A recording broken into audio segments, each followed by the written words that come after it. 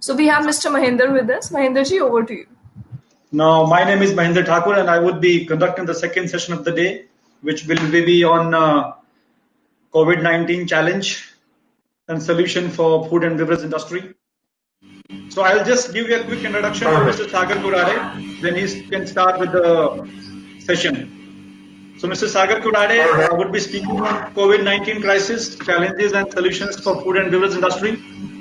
Mr. Sagar Kurade is an expert on food processing and associated infrastructure and technologies. He is heading India's oldest and the leading consultancy company in food processing sector, namely Suman Projects Consultants Private Limited. Suman Projects Private Limited is a 48-year-old consulting company in India's agri-infrastructure and food processing sector. The company has provided its services to more than 500 plus projects in India and abroad. The clients include Fortune 100 companies, multinational companies, national and state government organizations, as well as small and medium enterprises. Mrs. Kurade is the immediate past president of All India Food Processors Association, as well as executive committee member of some of the leading industry associations in the country, such as CIFTI, FICCI. He has recently been elected as National Vice President of Association of Food Scientists and Technologists. So with this, over to you, sir, for the challenges in food and beverage industry due to COVID-19. Thank you so much. Quick correction, I am also the immediate past president, the National Vice President of AIFPA, Association of Food Scientists and Technologists, not current. But having said that, friends, a big hello to all of you. We, as you know, are all in this together with regard to the COVID crisis in the food processing industry. It has been challenging last few months, starting from March, when we were expecting this crisis to be a matter of a few weeks, to in April, May, when we realized that this may be on for a few months, to now that we think that this is going to go at least till end of this year, if not the beginning, and hoping for the vaccine to come out sooner than later. Having said that, food processing industry has itself been fortunate as well as going through a challenging time. Fortunate because we are one of the few industries in this COVID crisis that had some functionality happening.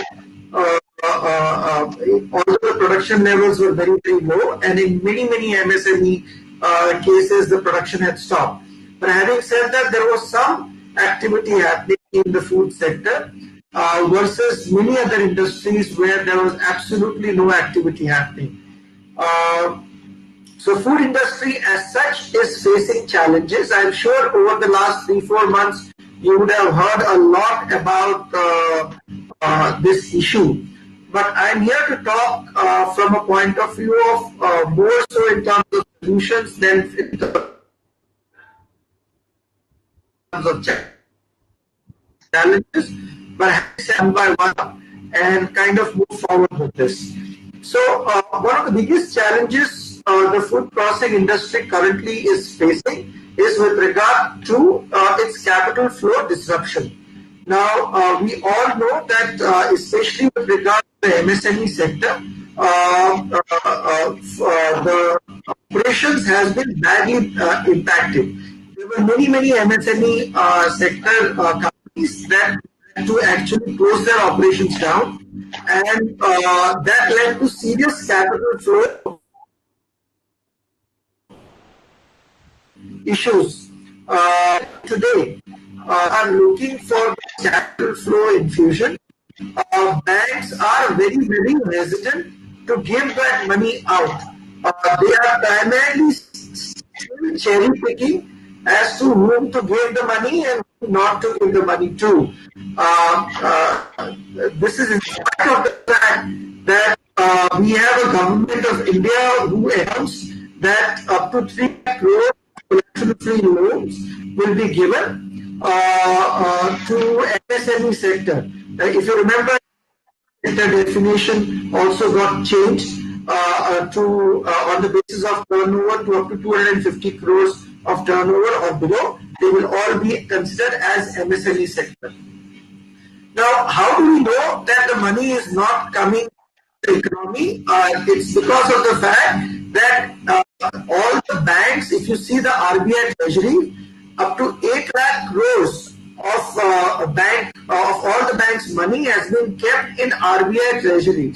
Now, this is in spite of the fact that RBI has reduced the reverse repo rate so that banks can be encouraged to give the money out to the customers. But banks are having their issues, and those issues are primarily with regard to the fact that there are already existing NPAs in the economy, and banks are already facing NPA issues. So banks are quite hesitant with regard to giving the loan out. This issue has obviously been brought to the notice of Government of India. If you see, Honorable Prime Minister did bring it to the bank's attention also to enforce the thought of the government that please make sure that the money is getting out and being distributed among those who are in need, not necessarily those who are not in need, and just to kind of show that a paperwork has been done and money has been given. So that is not the need of the hour. Hour is to take that risk, give the government back collateral loan to the MSME sector. That is required to be done. Also, if you see, there are other issues that economy is facing, the food industry per se, and that is with regard to the labor issues. We had a kind of a weird situation where initially when the shutdown happened, we had a farm level kind of a disruption where we were in the middle of a harvesting season, primarily because we had harvesting of many crops such as mustard, fenugreek, wheat, garlic, etc. And there was a supply chain disruption at that particular point of time. And then on the other side, we had a supply chain disruption from the industry side because not only we were not getting the raw material onto the factories, but also to the fact that whatever the factory was producing was not really getting out. So this supply chain was a serious issue which required to be dealt with. Now, over a time, I think things have kind of eased, but the labor-related situation is still standing and still remains. We do have a situation where many of the workers today are in their native villages and have doubts and aspirations with regard to the fact whether they should come back or not. I tend to feel that probably this situation will persist till end of this year, but hoping that the government also supports the industries in ensuring that they are encouraged to come back to their workplaces and continue with their livelihood the way they were initially doing. So we do encourage the government to come up with some policy-related matters where they can kind of give some incentives to the food processing industry so that those can be put in place. We also have a serious dent to the fact of the ease of doing business in India. Now, if you see the ease of doing business in India, on that matter, the government of India has been always trying to pitch of Make in India initiative, where companies have been encouraged to kind of come to India and try to set up their shop. This has been now escalated to a new logo, which is with regard to Atmanirbhar Bharat. Now, there were a lot of aspirations. Sorry to interrupt you. Yes, please. Do you want a presentation up? Can can put the slide up, it will be great. Okay. Okay, let us try. Yeah, friends, I was told that my presentation was not getting up for some technical issues, so I'm glad that this is happening. But in any case, let me continue for those who are listening. And that is with regard to the ease of doing business in India. Now, we know that we initially have a Make in India which is still existent for last 7 years, and this has been now escalated to an Atmanirbhar. Now, many typically try to question of what is the difference in the sense that we had a Make in India versus Atmanirbhar Bharat now. But I think the difference is the new geopolitical scenario we are looking at. 7 years back, 6 years back, 5 years back, the geopolitical scenario was not what it is today.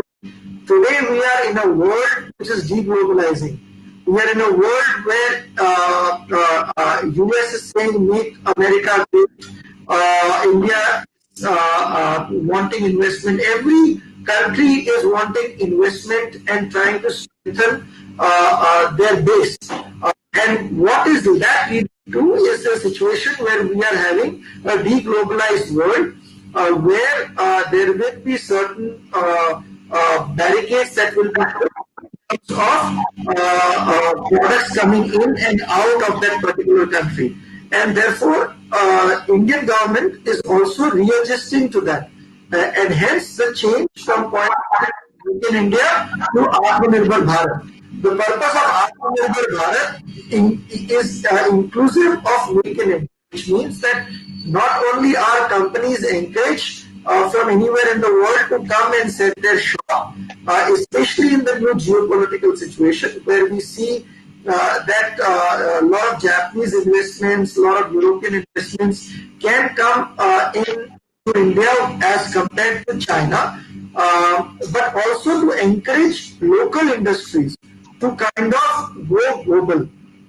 Local industries in the sense that local industries were interdependent on just-in inventory coming from different parts of the world. But now geopolitically that is changing, and hence Government of India wants to encourage the fact that you should manufacture many of those imported commodities which you were earlier importing, and trying to ensure that an environment whereby there is some kind of a piece of business and some kind of an incentive in place. I will give you an example for that. In food industry, we are having a situation whereby a lot of high capacity plant and machineries are not manufactured in India. So if you're looking at something like manufacturing a potato flake processing plant, or the key machinery is coming from Europe or from China. And even at a smaller scale, we have even Rasgulla and Gulab Jamun making machines that are actually coming from China, so forth. So the government of India realizes this fact and wants to therefore position itself in a way where companies in India are encouraged to make those machines. And there is an existing market in India which is an advantage to many of the manufacturers anyway. Plus, they can also look at global competition. Now, here's where the thing comes. When it comes to global competitions, when those companies move into manufacturing and putting alternatives in place by making the same products or machines in India, will they be able to globally compete? And that's where the government of India needs to move, because the cost at which we are able to produce is lower, is higher than that probably China is making, because of several incentives that are in place and subsidies that come into play. Now, that's where the government of India needs to support the industry to ensure that not only are we making in India and our Atmanirbhar, but also to the fact that the Atmanirbhar would be a reality able to globally compete with major competitors like China, and therefore are able to offer products of a good quality at a very, very competitive rate. So this is an important aspect of it. Another typically faced in the industry, even facing at some level now, is with regard to educating our enforcement officials. So what typically we saw during COVID crisis is there were notifications being issued both by central government as well as by the state government, and yet those notifications were not being enforced, in the sense people at the bottom, at the ground level, have no idea what should be stopped and what should not be stopped. In many cases, especially related to the food industry, and many of the entrepreneurs had to, even the production and the sector was declared as an essential item, and the people were declared as frontline people. Yet we had a long time during which the industry and the companies were closed. So, while it has been left to states by central government in terms of trying to ensure that their enforcement officials, but yet I think there are certain central government agencies that can play a very, very critical role in trying to ensure that these enforcement officials are properly educated and are aware, and therefore are knowing that this can be done, and companies are allowed to open without any hesitation or issues, and no harassment takes place for them. One thing that we have seen during our COVID crisis is a lot of companies in Europe and in many other parts of the world got actually cash incentives for operations, versus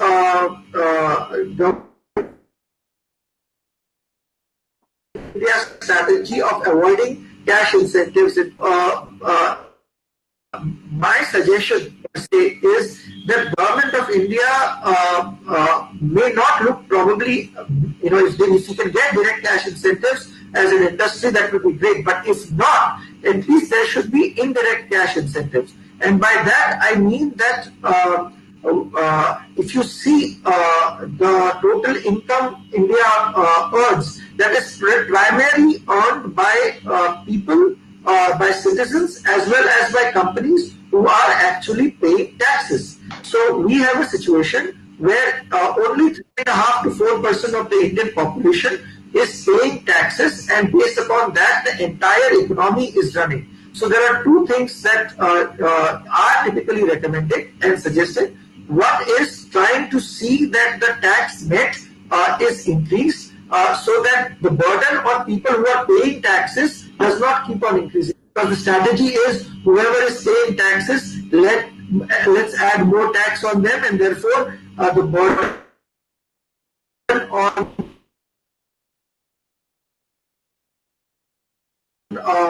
then increases, of India to reform and for our country to progress further.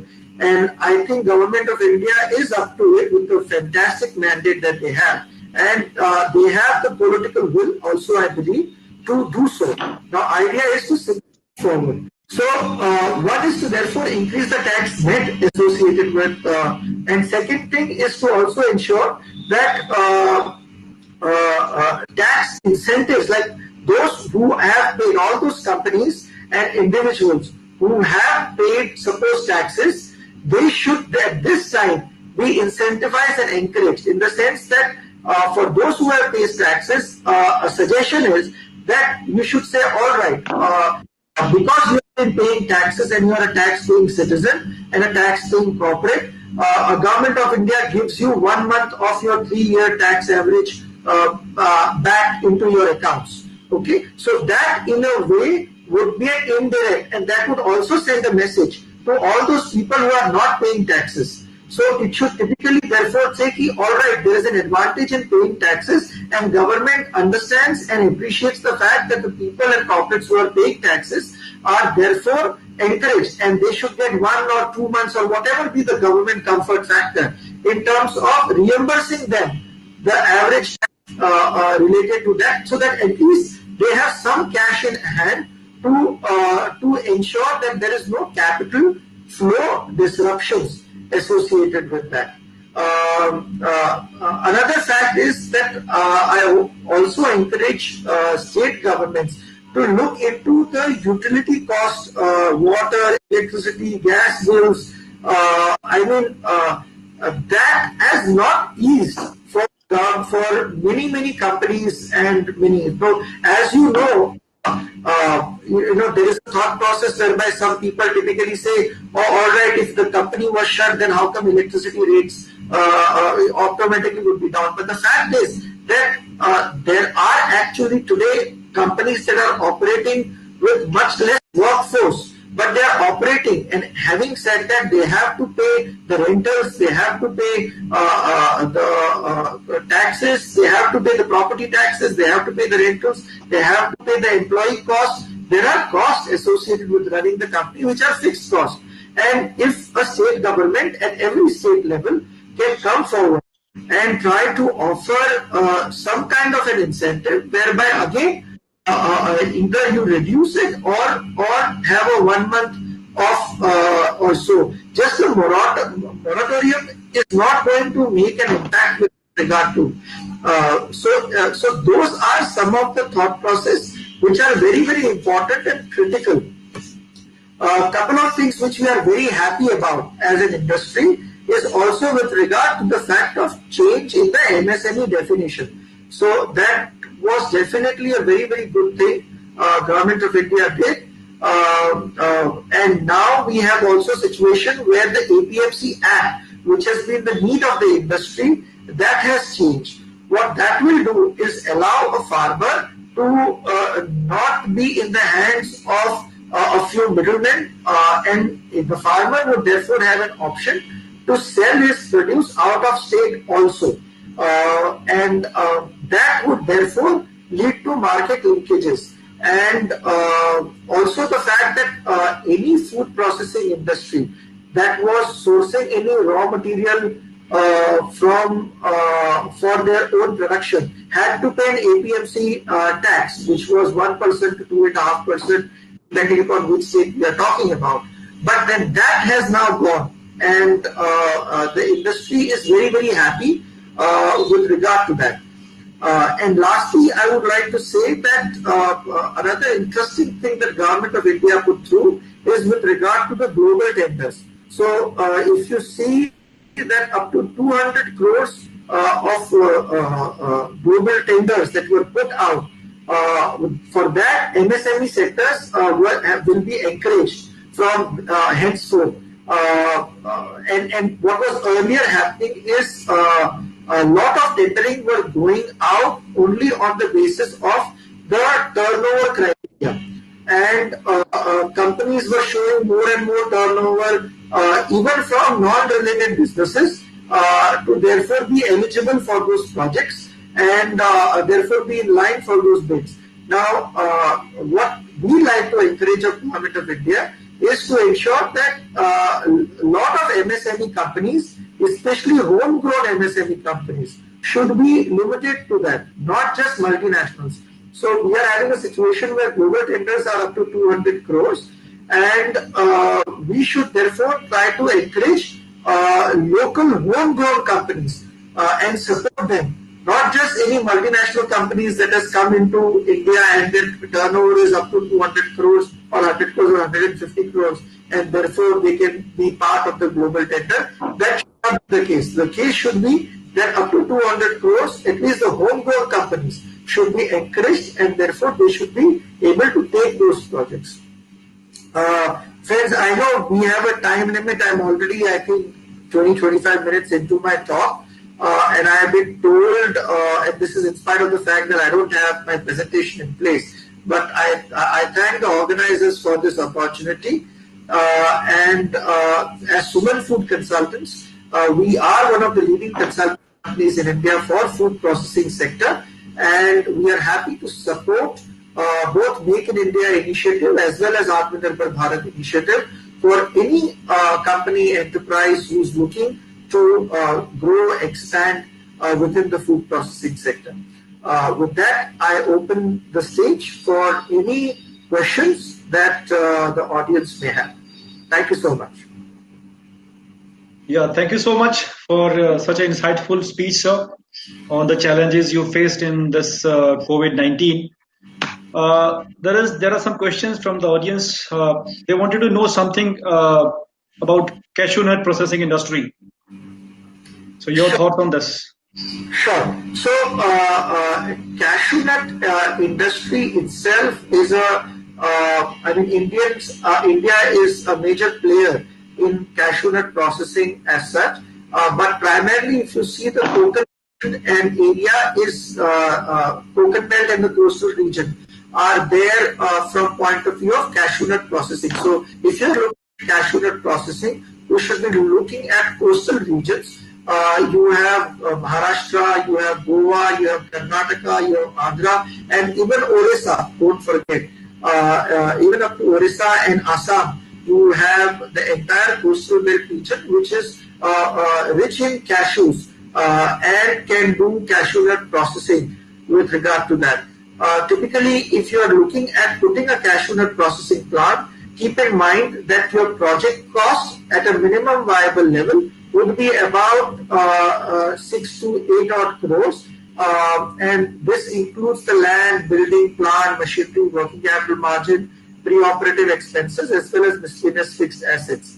And and for those who are not in the coastal region and probably are looking at cashew processing, they can also look at further value addition. So they can look at situation where you can look at offering coated nuts, in different forms, in spice forms or in other forms, or they can look in offering paste in many forms. So there are multitude of options that can be there for cashew processing.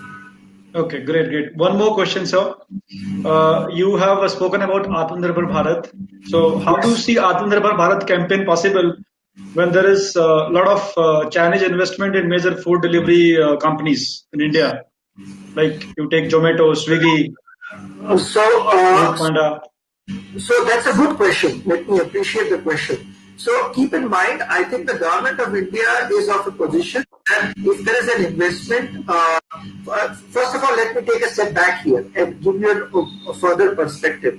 Atmanirbhar Bharat is looking for investments which is alternate to China, not as such as companies are smart. Please understand that they are not going to shut their shop in China for any reason and come over here. What companies will try to do is they will try to hedge their risks. They will try to put their eggs in different baskets, and that's where India comes up. Okay, so we had a situation in the world where we saw that we had companies that were sourcing and dependent on China for their requirements, and suddenly when China shut down, the entire supply chain world across the world got disrupted. So companies realized that putting all their eggs in one basket geopolitically may not be the right option. So what they therefore want to do is therefore look at another option in addition to China, where they can put their eggs and therefore geopolitically and supply chain wise be relevant. So you can have all these Southeast Asian countries who are having all these companies, Japanese companies, European companies, who are now looking at this region as an option, as an additional option to China in terms of investment. Now, let's talk in terms of this particular question that was there, and the strategy therefore is that I think government of India also realizes this, and idea is not to have a controlling stake in the company. Please understand that when a company makes an investment, they make an investment of a certain percentage. As soon as you make an investment of where you have more than 26% in terms of a company stake, you need to be given compulsorily a board seat. And when you get a board seat, you therefore have a say in what the company does. and how the company does and stuff like that. So while investments, if somebody wants to make, can be welcome, but I think government of India may restrict the extent to which the Chinese investments are made in a company, so that there is no controlling stake that comes into the company. That's the difference. And that's great. So retain themselves as Indian. Great, sir. Great reply. We'll take another question. Mr. Ronak Bed is asking, how is dehydration and freeze-dried industry, and how to market these products? All right. Another good question. So, dehydration industry is in many forms today. All right. If you see, we have many technologies associated with dehydration. We have air-dried, we have infrared, air-dried dehydration, infrared dehydration, microwave dehydration, osmotic dehydration, and even freeze-dried technologies associated. Now, the freeze-dried technology is the most expensive technology among all these technologies that I have mentioned. And but it has one big advantage. The advantage is that you are able to retain the nutritive value of the particular product and also the color aspect of it. Okay, so ideally, freeze-dried technologies are used for those products where a peel factor is very, very important. So, for example, if you have an upma and you have peas in it, okay, and when it is hydrated back again, the peas have to be looking as good as fresh and with the same crunch bite. That's when the freeze-drying technology comes into play. And this is primarily for those kind of technologies. There are cheaper technologies also with regard to that, such as osmotic dehydration and everything, where again you can keep the nutritive value and factor, but then the cost implication is very, very different for that. In my suggestion is, if you are looking at a freeze-dried technology plant, you should look at least 1 metric ton per day capacity in terms of a freeze-dried plant. And the capital cost would be somewhere about 22 to 25 odd crores, including all the factors that I mentioned and building. Yeah. All right, sir. Thank you so much for answering all the questions diligently. I have one gentleman who is raising his hand. Let me see if I can get him live. Mr. Bhaskar and GR. Most welcome.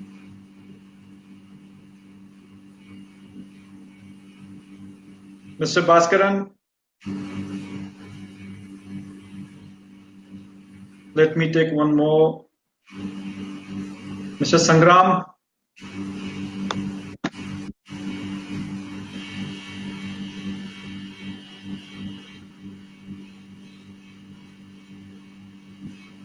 No, I think there is some technical issue.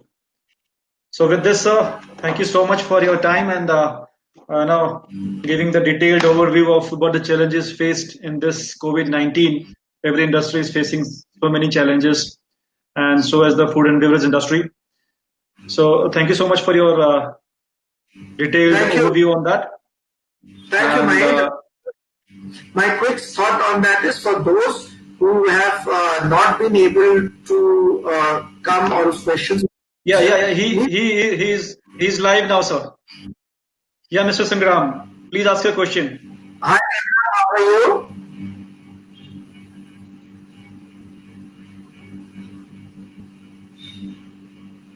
We can't hear your voice is not audible.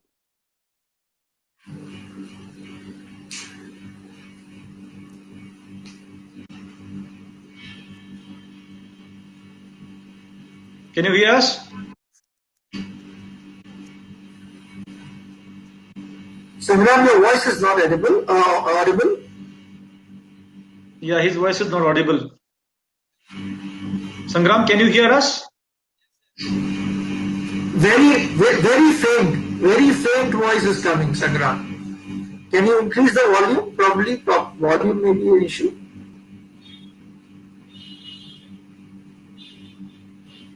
Alright, till Sagar comes, let me share for those people whose questions have not been answered. Feel free to email us at sfc@sumanfoodconsultants.com. that is Singapore, Frankfurt, Canada, SFC, at sumanfoodconsultants.com. We would be happy to answer those questions, or to connect with the organizers and pass us the question through them. We would be happy to answer any doubts or questions they would have for the food processing industries. The strategy forward. Mr. Sangram, can you ask a question now?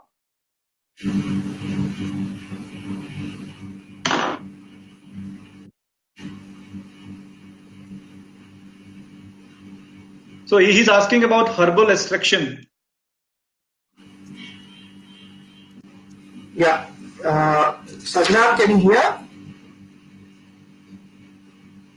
His voice is not audible, but he has written his question. He's asking about herbal extraction and health food. All right. So both are opportunity areas with regard to both herbal extraction. So let's talk first in terms of herbal extraction.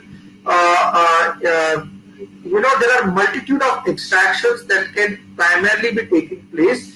Now you have all these forest crops that are there, or products from which you can extract. For example, from chili you can extract capsaicin, from turmeric you can extract curcumin. From that, capsaicin is used in arthritic medicine by pharma industries. Also, curcumin is used by the anti-cancer drugs. Basically, the fundamental fact is that while all the ailments and the issues, a lot of answer to them are out there in the nature, and all we need to do is we have a tradition historically also and culturally also of looking at nature and seeing how best to incorporate those solutions for ourselves. So herbal extraction is that method by which you are extracting the compound out of the particular food product and using it as your day-to-day need, and that also is therefore then linked with health, because these two answers rightly asked are linked, because at the end of the day the purpose is on the health, and the trend in the industry for food processing is the fact that people are looking for healthier option. Today's generation is much more health conscious than what it was than the previous generation associated with it. And let me tell you, today's generation is much more environmentally also conscious than the previous generation associated with it. So, so in healthier options also, you can look at offering healthier foods. So, if I can take example of, let's say you are frying something, all right? In case of frying, you can, under normal conditions, you can also look at vacuum fry technologies, whereby very less oil gets absorbed and you are able to retain the color and nutritive value of the food product also. So there are multitude of technologies today whereby you are able to offer healthier option. The problem sometimes happens is when an entrepreneur tries to do something really innovative, where the eating habit, where the food product is not part of their dietary habits. Okay, so there comes a challenge. But there are many products, while I encourage those entrepreneurs to go in the direction, but there are many products where you should be typically looking at, which are part of dietary habits and can be made in a healthier way, so that you can offer it to your consumers. I hope that answers. Right, sir. Yes, right, sir. Thank you so much. There are other questions also, but due to time constraint, we won't be able to take that. I would try and get them answered in our next sessions. So with this, Mr. Sagar Kurade, thank you so much for your time. And we look forward to have other sessions in coming future also. Thank you so much. Thank you so much. I hope it was helpful in some way. Thank you so much. Yes.